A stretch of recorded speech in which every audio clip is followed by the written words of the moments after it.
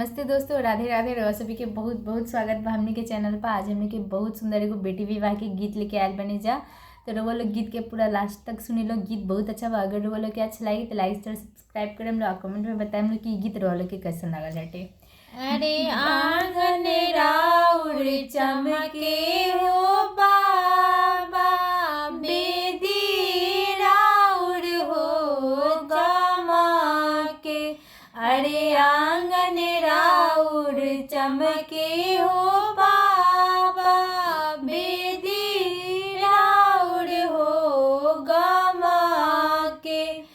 अरे बेदिया पर बैठवला हो बाबा, दिया दाना हो काइला। अरे बेदिया पर बैठवला हो बाबा, दिया दाना हो काइला। अरे कहाँ बारी आपन हो